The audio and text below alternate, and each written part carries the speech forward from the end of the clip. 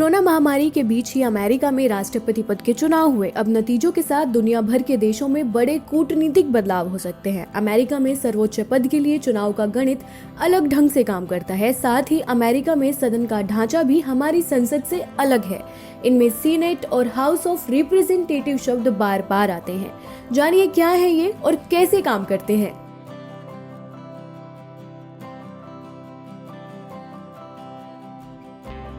अमेरिकी कांग्रेस दो हिस्सों में बटी हुई है, जिनमें से हाउस ऑफ रिप्रेजेंटेटिव को निचला सदन कहते हैं और सीनेट ऊपरी सदन होता है। ये दोनों सदन एक तरह से शक्ति संतुलन का काम करते हैं, यानी अगर सदन का एक पक्ष किसी बात पर अड़ जाए तो दूसरा संतुलन बिठाता है। वैसे शक्ति के तौर पर देखा जाए तो सीनेट के पास फैसले लेने की ताकत काफी ज्यादा होती है। इस समय अमेरिका में 50 स्टेट हैं। हर स्टेट से, चाहे उसकी आबादी कितनी ही कम या ज्यादा क्यों ना हो, 2 प्रतिनिधि चुनकर सदन आते हैं। यानी सीनेट में कुल मिलाकर 100 सदस्य होते हैं जो राज्यों के प्रतिनिधि होते हैं।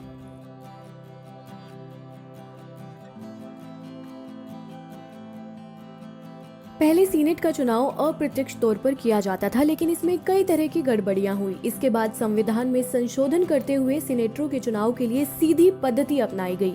इससे हुआ ये कि जनता ही सीनेट सदस्यों को भी चुनती है। सीनेट को कभी भंग नहीं होना चाहिए, ये तय करने के लिए अमेरिका में एक अलग ही तरीका अपनाया गया। वैसे तो सीनेटरों के रहने की अवधि 6 साल है, लेकिन इसका लगभग 1/3 हिस्सा 1-2 साल के बाद रिटायर हो जाता है और उसकी जगह नए सीनेटर आ जाते हैं।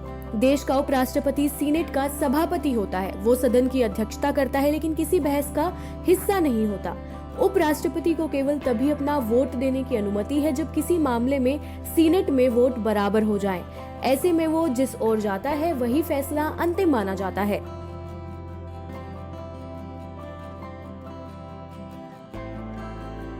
सदन का ये हिस्सा इतना ताकतवर है कि राष्ट्रपति के फैसलों को इससे होकर गुजरना होता है। अगर राष्ट्रपति कोई ऐसा फैसला करे जो सीनेट को मंजूर नहीं तो फैसला रुक जाता है। किसी भी संधि की मंजूरी के लिए सीनेट के 2/3 सदस्यों की मंजूरी होनी जरूरी है।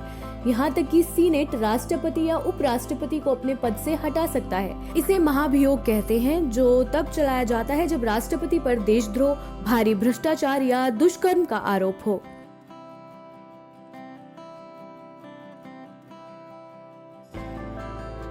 हाउस ऑफ रिप्रेजेंटेटिव अमेरिकी कांग्रेस का निचला सदन है। इसमें 435 प्लस सदस्य होते हैं। विशेष प्रावधान के तहत वॉशिंगटन डीसी के 3 सदस्य को रखा जाता है। इस हाउस के सदस्यों का कार्यकाल 2 साल का होता है। इसके बाद तुरंत सदन के लिए नए सदस्य चुने जाते हैं। पहले इसी हाउस में कोई फैसला लिया जाता है जिसे बिल कहते हैं।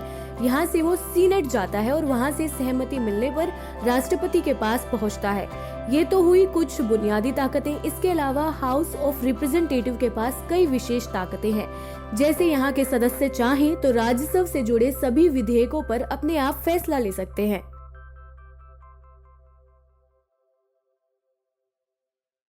Presenting B News app, available on Google Play and App Store. Download it now.